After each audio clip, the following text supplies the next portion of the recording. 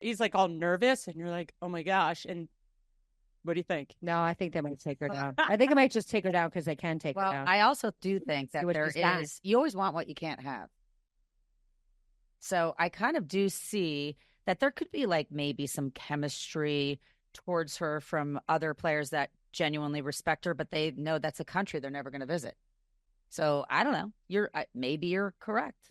We shall see. In that we sparring, see. Boys pick on the girls that they like. I don't know. That's a good thought. Girls pick on the girls they like too, maybe.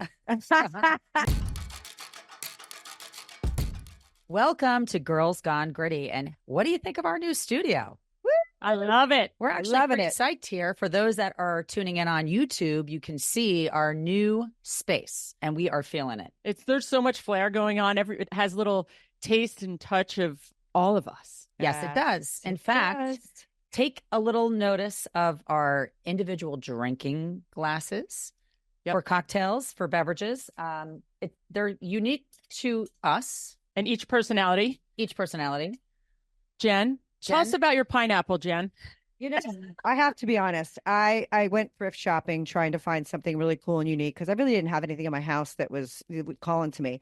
And I found the pineapple, and I was kind of sad that I didn't find 3 pineapples because we're a kooky bunch. But I had to purchase it because not only is it a container with a reusable straw, but it also has the feature to take off the lid, have it be a little wine glass, and then it has a little stand. And it's copper. And I liked it. So. I like it. And it came with a straw. So you have a pretty pineapple, amazing.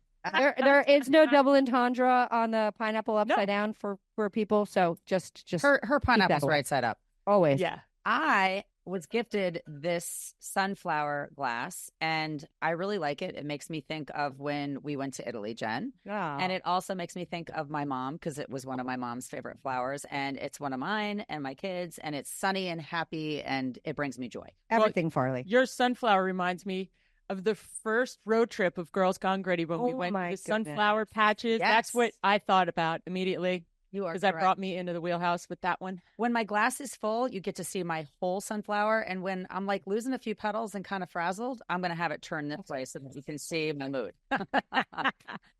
Well, my glass is a lion.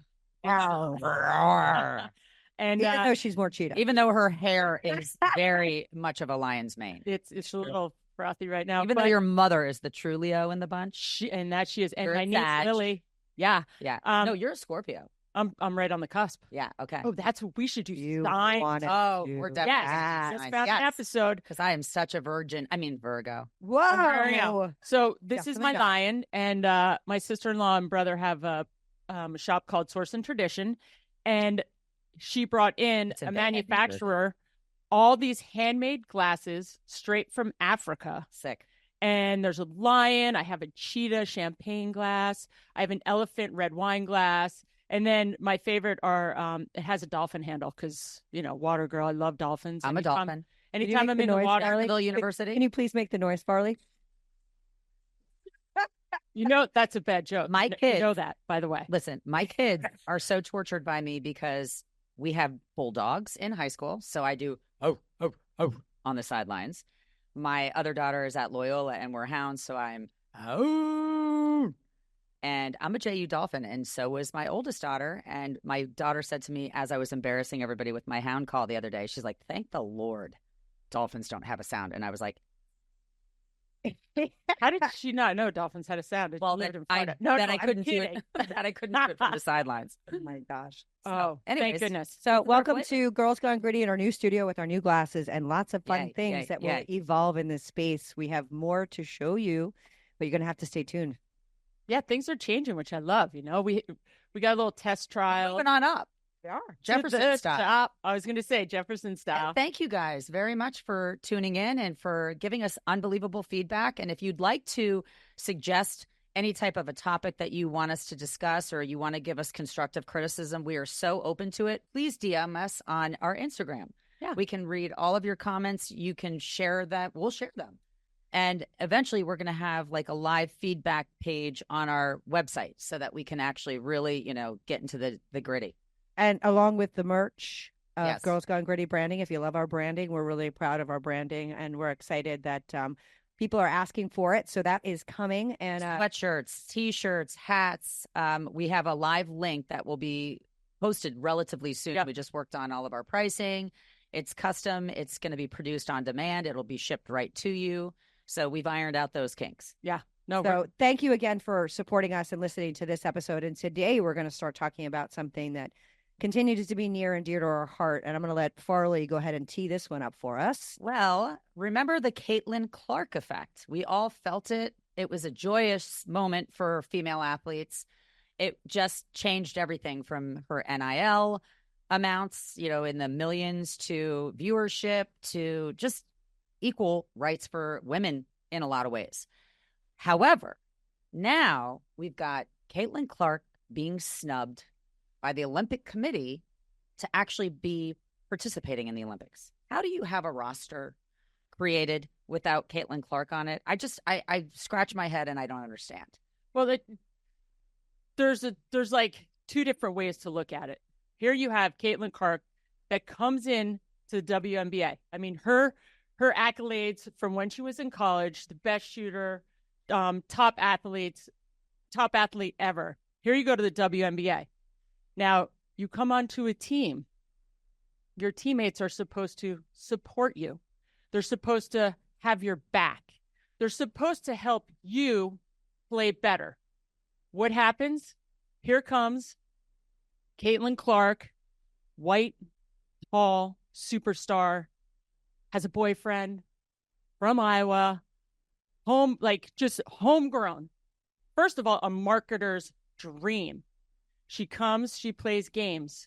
Did you watch the game when you saw Kennedy Carter come from behind, smashes her down onto the ground?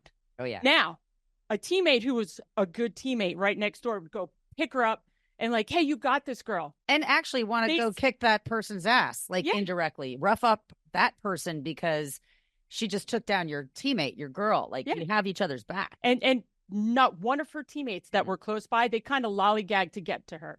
So right there, that shows how can you go to the Olympic team when nobody's going to have your back? The WNBA, never less in the Olympic game. Well, I mean, to me, this is all coming down to a little bit of female jealousy and the hierarchy and all that exists in a lot of women's things, like not just sports, not just basketball.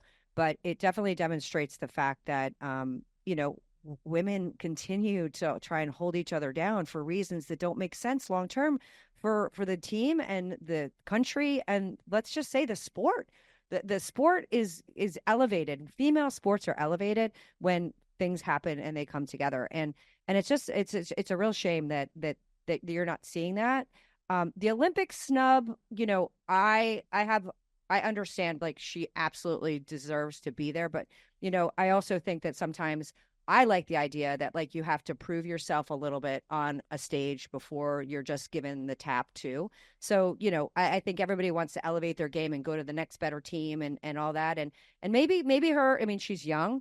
She's got a lot of years left her in a sport that she's going to be able to do for hopefully a really long time. For the sport already, though. No. I'm not disagreeing with you. I'm saying, and listen, the other thing that's amazing is that she has been a PR dream. She has handled it with grace and poise. Think about the viewership of the Olympics if she's participating. I'm just taking the adverse. I understand because I think yes, do I think she's the strongest player in the WNBA? Absolutely not. Do I think that she is going to elevate her game eventually? Absolutely.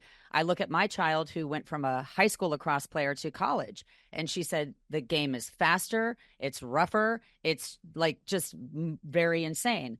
And I also have a child that is being considered to potentially make it to the Olympics in 2028. Sure. And she just had an opportunity to go play at the USA Lacrosse Center in a training camp. Phenomenal. With 24 people on the roster. And she was the youngest on the roster. She was one of 2 college girls. The rest of them are pros. They are badasses. They definitely belong on, the field. And we have 4 years to kind of figure out the chemistry and the camaraderie and who's going to actually make the cut. But it doesn't mean that the minion doesn't also get an opportunity, especially at Caitlin Clark, the magnitude of viewership and what she brings to the table. They're fools. I mean, look at it from a marketability standpoint. Look at it for putting the Olympics in a record watching. People will watch her because they even want her to maybe fail because she isn't like the top notch, WNBA player right now. Her defense needs work. She needs to get stronger so that she can't get clotheslined and laid out. But that's part of going into a sport. You go from being an amateur to the pros. The pros across the board are always it's a different level of play. But no one's saying those girls aren't phenomenal athletes. No, they're phenomenal. And you look at the top 12 that are going to the Olympics. They've been practicing together. They have camaraderie. They have each other's back. You throw her into the mix of the Olympics, she's going to get shellacked. Okay, let's just talk about but wait. Gianna Taurasi. Okay, she's in her 40s. No, I think I mean, look, I'm on. She already has medals. Both sides.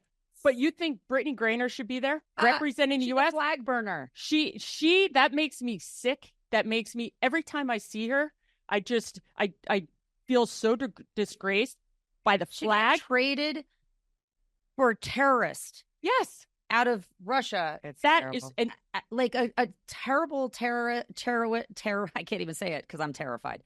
A terrorist spy, scumbag, to bring her home. Yet she does not even like USA. She's the first person to not take. She'll take the knee first. She'll take the knee. Anyone that drops the knee should not be representing the U.S. And it's a privilege. You have to love your country. You want to wear the red, white, and blue flag everywhere and be,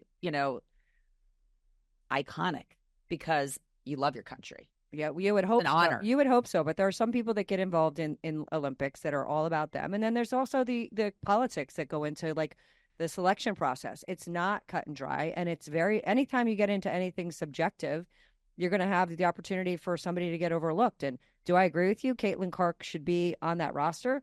Well, now she's on the standby. Alternate, right? She's on the alternate. Like it'd be on the standby. Look, they're trying to keep you involved. And guess what? Here's the other part. We're talking about it. Maybe that was maybe that's part of their marketing. Although I don't think so. No, because she was devastated. It was hurtful. It was hurt, but it made her hungry. Oh yeah. And her response was, I'm going to gracious come back. As always, humble and gracious. Absolutely. And if she stays in her lane, she's an idol. She's an icon. Yeah. You let her game evolve and let the basketball speak for itself. Don't jump in to the cattiness, to all these women that are so jealous. It's sickening. How are you ever going to grow women's sports when you have these? Well, you know how you're going to grow it. You're going to grow it with people that act like Caitlin Clark, where they perform on the court. They don't take it off the court. They don't diss the Olympic Committee. They don't diss their teammates or their other players. They rise above. And when people see more of that happening, and the shamers and the haters and those people get less of a voice, and they get drowned out by the kindness and the goodness and the ability of someone like Caitlin Clark, that's how Caitlin Clark be elevated. Is in the minority. She's a minority in this realm of, or she's not a lesbian. Well, she's not, and nothing against lesbians. No, but you know what? She's also white. Yeah. So she's a little bit of what is that? Anomaly. Anomaly. It's reverse racism. It's reverse racism. It is reverse racism. And let's just talk about a few facts that really are important. The WNBA used to get 2,500 people to come to a game. 2,500 people. She's on a team that isn't great. Like Indiana isn't top tick, right? And then you've got DC. They just played, another team that's probably in the bottom of the food chain. 20,000 people. They had to change the original stadium and upgrade to a bigger stadium. Before Caitlin Clark played on the WNBA, they had to take commercial flights. Now they're flying private. Why aren't people saying thank you for what you've done to the sport? Thank you for the viewership. You are going to make me, i.e. Angel Reese and everybody else. And listen, Angel Reese is constantly saying, hey, I'm here too. Look at me. Great. But you don't handle yourself in a way that makes me want to look at you. But you know what it is? For sport. These athletes, they don't want to put the work in, and they want to get the benefits of it. So for Caitlin, they're closed-minded. They're not looking. They have tunnel vision because you have a sport no one's talked about. I would see WNBA. I'm like, I just skip. It just skipped. what has she done? It's elevated. And her whole class of people that went around to the different teams. There's a whole group of them that they're good athletes. Angel is her own little entity, but people are talking about sports. It's on talk radios. It is. And we're doing it right now. Yeah. Like round 2. Yeah. Round 2. And you look, back in the day, you had like Kobe Bryant, you had Michael Jordan. These guys, when they were rookies, they got onto the court. You get hazed, but they got your back. Here, the women are they don't have their back. So until they change the way that they kind of embrace her as a teammate, finally the fans had her back. Finally, the fans had her back. By the way, I mean, she gets laid out at the opposition, on their court. Yep. And it was ugly, and it was cheap and sleazy, and their fan base booed for that girl. Right. So finally, people are actually elevating and doing what they need to do. It's almost like Christian Laettner. Like, look at how he got the nod, to be in the Olympics. He was this phenomenal athlete, but he was hated by the masses because he did have some bad behavior, and he was like, but drama sells. And, so it's like you might have the person that is the Angel Reese, and you have the Caitlin Clark, and you want to tune in and see that dynamic. And that's what made Christian Laettner probably the most hated basketball player of all times. Yet he was very talented and deserved to be on the stage, but he used like that crazy swagger in a negative way. Yeah. I'm still wondering if Caitlin's coach is really by her side half the time. Because I know if your coach isn't by your side and having your back, why isn't she said to the players, you guys, you got to bring her in, teach her the ins and outs. I had a coach of mine that when I got into one of my sports, and the coach just dismissed me, didn't even like give me the time of day, because I came in as the new one, like, yay, I love it. And literally same kind of vibe. You get there, everyone's like, who's this person? I want no problem. Here's this tall girl who's like, yay, bubbly, and people like her, and she's friends with the guys now. And all of a sudden, it took a while for the girls to even give me the time of day. They're like, oh, well, because I'm friends with all the guys. Jealousy isn't, and it's the jealousy.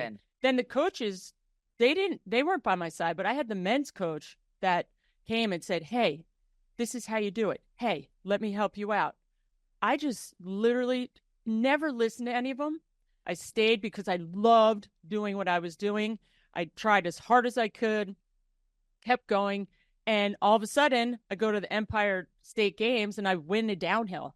And then all of a sudden, you see everyone going, wait, oh, she can ski. Wow, she's a good skier. Because you prove yourself by performance. And at the end of the day, and that's what I'm hoping. That's what you got to do. That's what you have to do. Because Caitlin just scored at least 30 points. So she might not have scored a tremendous amount in the beginning, trying to flesh it out.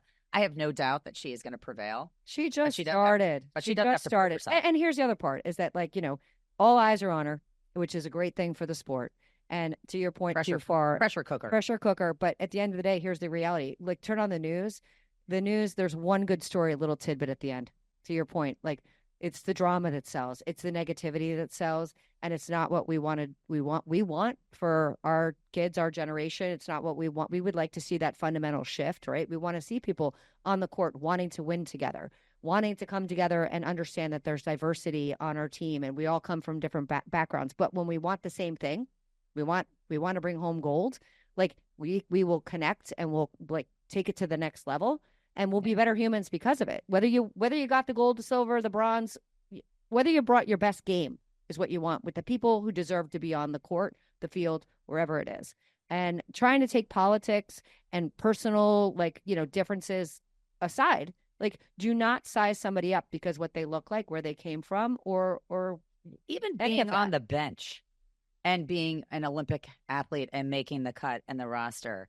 Bring it on. Being considered. I mean, bring it on. And the thing is that what sells? All of a sudden, I think tickets were $4 to go to one of her games. before she got there. The seats. I have to find those facts out. But the seat pricing was ridiculous of the stadiums until she got there, and it like tripled. But when you go to an Olympic event, it's all about marketing. NBC doesn't want to see Caitlin sitting at home. They're a superstar. They need her to bring viewers. Now you look and at advertisers and money. And you look at the times of when actually the WNBA will air for the Olympics. It's like at the most obscure time that no one's going to turn on and say, I'm going to go at like 2 a.m. and turn it on. And it's not even on NBC. That's it's on like Caitlin's on the roster. Right. Yeah. So NBC is not going to let this go because the dumbest marketing move. Well, but let's talk about the Olympics, which I'm so excited for. But I have to say, like the Olympics, when they're, you know, in a different time zone, like they are in Paris, it makes it a little bit challenging to get that same energy. Let's be honest. Like, you know, we watch the Winter Olympics a lot, because it's winter and there's not as much to do. In the summer, it's a little bit more it's a little bit more challenging to tune in to what's happening because it's on what is it? 6 hours difference in Paris, I think. And like, so you're either going to tune into something old or you're going to have to get it at 2:00 in the morning because it's not being played at 2:00 in the morning there. It's being played, you know, at a reasonable hour. So or you're going to tape it and watch it the next day on demand. And hope nobody has a spoiler. But, you know, I'm so pumped for the Olympics and I can't wait to see what transpires with the basketball and energy. No, it's a summer sport. That's the other part. Well, and they play they 5 need, and they 5 filler and 3 spots. 3. No, I'm just kidding. Wow. Not now that Caitlin's there. It's not a filler spot. I would love to watch her. Because I just don't like. I think the women's WNBA game. I think there's nothing fluid about it. There's no. You watch and you're like, wow, those teammates are working well together. They don't come together. They're like individuals throwing bad plays. Bunch of divas. And listen, at the end of the day, we said this before, that the men's basketball is really, unless you go to a live game, like it doesn't translate great on. Oh, I like men's basketball. I think is one of my favorite times of the year. Yeah, but that's collegiate. I'm talking about WNBA and NBA. Yeah. We've agreed. I don't even care about the WNBA. I mean the NBA. Sorry. Right. I mean, I've been watching a lot of it. Terrible behavior. So that's what I'm saying, and that's part of what we're saying here with what's happening with Caitlin is like. You have a bunch of people that don't have a common goal. It's like soccer. They act, they fall down on the ground. Yeah. They're dramatic. They could win an Academy Award. But like the WNBA or the NBA really is terrible behavior. And that's because soccer people are divas too. They're all individual divas that are coming up in profession and they all want to make their mark. So, you know, that's just the conglomeration of professional athletes a lot of time. And football, the only reason I think football is different is because unless you're the quarterback, you need the rest of your teammates. Like you got to work together or somebody's going to get hurt. In basketball, it's like, you know, somebody goes down. I could showboat if I wanted. Correct. Yeah. No, when I worked at Fox Sports in Denver, I worked for them. We covered the Nuggets, the Broncos, the Avalanche, and the Rockies. And it was so much fun because I was on air. I was anchor. I did play-by-play. I did, which I would always call Pat and be like, my brother, like, hey, what do I ask this guy? What do I ask this guy? And they love me. But when you went into the basketball, I'll never forget it. I'll leave his name out. It comes up and I was like, yeah, can I get an interview? He's like, yeah, baby, I'll interview you in the back room. Well, you can only imagine what came out of my mouth. And I shut him down so hard. He was like, oh, you're the skier that I know about. Because when I started at Fox, each one of the managers would go and they'd say, all right, well, we have this new reporter, Darian Boyle, and she was a world champion skier. She was nominated the best skier in the world and, you know, kind of gave my titles. And they say, okay. And they give you the respect. So they knew after interviews or as I spent more time in the locker rooms, they're like, oh, that's her. And you could go below the belt in a jabbing way, not like a sexual way, and crush them. I one of the baseball players, it was the biggest powder day in Aspen. And I was like, all right, I'm so excited to go skiing. All right, you have to go interview this baseball player. I'm like, all right, fine, for this cool news show I did. And I went in and waiting. waiting, and I'm still waiting, and I'm like, Preston, where are you? Oh, I jammed my finger, and I snapped. I was like, you guys are the worst team in the league, and you're standing me up. You want my interview to show go da-da-da-da-da. And he was like, oh, you're the skier. I forgot. I'll be there. And like literally came out of his way to come give me an interview. But you don't stand up Gary and Boyle for on a powder day. On a powder day. Oh, I was like, my God. Yeah, dude. I gotta go. I know exactly how aggro you were. How about baseball, softball, cricket? I think those also are being, debuted. Well, what about cricket? Did you hear about the USA team like winning the whole thing? Like there's crazy stuff happening on like the world stage with like the US. It's pretty amazing. Like they upended India, I believe, for something insane. And you know what? At the end of the day, we continue to come back to this because we're all athletes and we just love the sport. It's like sports are amazing, and the Olympics are going to be great because you get to see the raw essence of being a human and like the talent and the years that like you don't just show up for people train for decades. I'm sad to be able to run for 9 seconds, right? People train for the lifetime to be able to be put on that stage, and you get to see that glimpse of that amazing, like just trying to do your craft in perfection.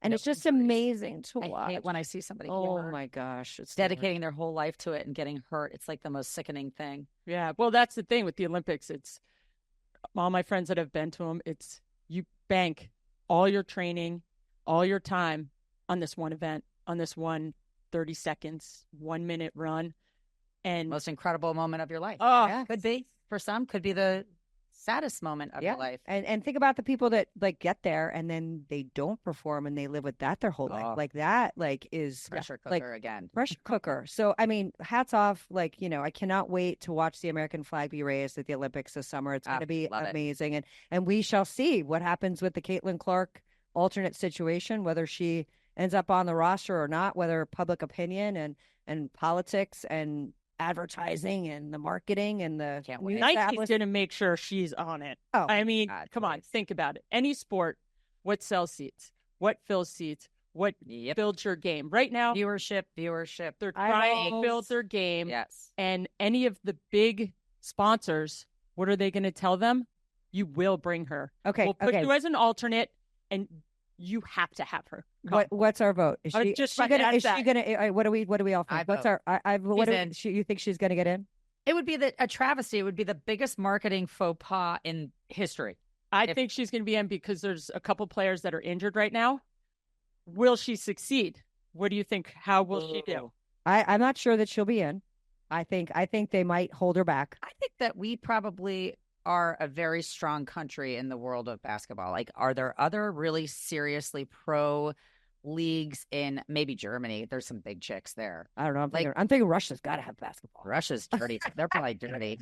I don't know. I mean, it'll be interesting. I almost in my brain, and I don't follow like the WNBA, but I would think that maybe we're top tick going into this. We shall see. Oh no. We'll win. We'll win for the 9th year. It's not even a question. Teams, she's going to get in. But I think she's going to elevate her game between now and then tremendously because now she's got grit because people are haters and they don't think that she should be there. Right. That would make me, I would prove everybody wrong. It would be a giant, like, big FU to anybody that was a hater and a non-believer, and I would make you remember my name again. But it's not really it's not really up to her skills. They know her skills. I think they're going to get strong-armed, and they're going to say to help. And that'll cause chaos even more if she just gets the nod because of politics or money. Hey, who knows? There could be one person on the Olympic committee, from what I understand from one of my girlfriends who worked with the Olympics. There could be one person that's like, no, she doesn't. I know there could be one person that can overrule the whole vote. That can like lean enough. And we know that committee is heavily kind of. They don't like her. The one woman, I forget her name. They don't much. They say that if she comes in, it's going to disrupt the teamwork. It's going to disrupt the team. It will be because she hasn't been coached by these coaches yet. She hasn't been a part of the team, and there hasn't been bonding, and it all goes down to bonding, being part of the team, and they don't want to take all the press away from the other players. Ding, ding. And they don't want her to come in and the spotlight is on her. And be the showboat. Correct. Be the showboat, but then she's going to get her ass handed to her by all these other players, kicking, pushing her down. And you think Brittany Grimer's going to go, oh, here, honey, let me help you up because you just got leveled? No. Uh-huh. Well, so, all right. So that'll be fun. But you know what it's like? I still vote yes.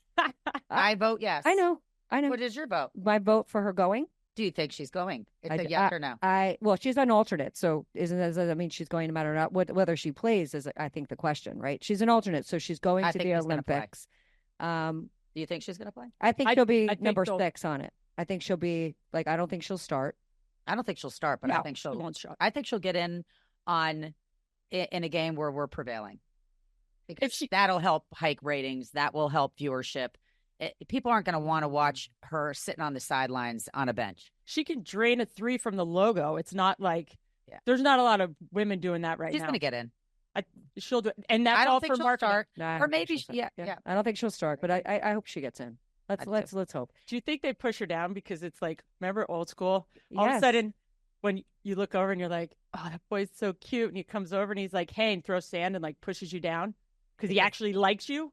But he doesn't want to, he's like all nervous and you're like, oh my gosh. And what do you think? No, I think they might take her down. I think it might just take her down because they can take her down. I also do think that you always want what you can't have. So I kind of do see that there could be like maybe some chemistry towards her from other players that genuinely respect her, but they know that's a country they're never going to visit. So I don't know. Maybe you're correct. We shall see. In that sparring, boys pick on the girls that they like. I don't know. That's a good thought. Girls pick on the girls they like too, maybe. No, but it's been exciting to have Caitlin being part of the women's kind of new sports journey. She's like the Taylor Swift of basketball. Little girls are talking about her, and I think it will bring more exposure to basketball for the littles. All women sports. And what she's doing is groundbreaking. It's a landmark for us to take another notch on the belt towards elevating the game with men. You know, she's doing something for all of us. It's not just basketball. It's every sport because now we have her as our role model. And she's kind of like the business plan. So you look at all these other sports and you look at the movement that she's been creating and what she's accomplished. And why can't it happen for lacrosse? Why can't it happen for volleyball? Why can't it happen? Because she's a unicorn. That's the one thing. Like you now have to find the face of somebody in, like, let's use lacrosse, for example. There needs to be an identifiable face that everybody likes, that's attractive, that's a badass laxer, that's marketable, that engages with social media and does everything right. And then there'll be a unicorn. Charlotte North, she's kind of a unicorn, but not necessarily. I mean, she's incredible. So is Izzy Skane, but I don't know that she's identifiable by the masses where they like idolize her, want to look like her, want to be her. So, you know, it's interesting because Caitlin, because of what we've already discussed, she's the minority here. She's this white girl that has a boyfriend that's actually like relatively lanky and thin. She's an anomaly, right? Right. She's a unicorn. So there has to be a unicorn emerging from every female sport. And then I think that they can follow, you know, the path that Caitlin created. Well, and a story, because at the end of the day, that like the people that you remember, and I just watched to digress a little bit, but Tanya story, like ice skating was everything at one point. Everybody was talking about ice skating because there was Tanya Harding, because there was a big story behind the criminal or right. Evil There was a story. Person, saw her and biography. was beautiful. It's crazy, but I'm saying like it's not just a unicorn, right? I think it's the unicorn and like something that people can attach to. The devil and the angel. Yeah, it's got to be something. Got angel, no pun intended. Opposite day. But you do look at the sport and what she's doing for the WNBA. It's generating viewerships. It's generating excitement, and what it's also doing, which if you have foreshadowing, she's going to change the way that the game is played because it happened with the NBA. It happened. You can't be playing the way that these women are playing if you want to promote the sport as something that you want your kids to get into. It's like thug ball. And I'm not saying that, you know, black, white, it's just thug across it's just a title. I'm not being, racist in that sense, but you watch, you're like, oh my gosh, like I said before, there's no teamwork. There's no believing in each other. And the game did change with the NBA. And I do see that moving forward, they're going to have to change the rules to make it so some of these penalties, they'll give flagrants and they'll change the game. So we're actually seeing kind of history in the making right now with her. And I think the Olympics will so exciting. Go 50-50. What happens? Now, I'm sad when the US Open's over, know? And it's like, I can't wait for the Olympics. So bring it on. I have a great idea. Let's go drink cocktails and play a game of like horse. You wanna? Yeah, sounds amazing. I'm in. Thanks for watching Girls Gone Gritty. Everyone tune in next week. We have lots going on, and this has been a fun episode. 50-50. Give us your ideas. Do you think Caitlin will go to the Olympics or not? Put it on our website. All right. Thanks so much for tuning in. Peace out. Have a great weekend.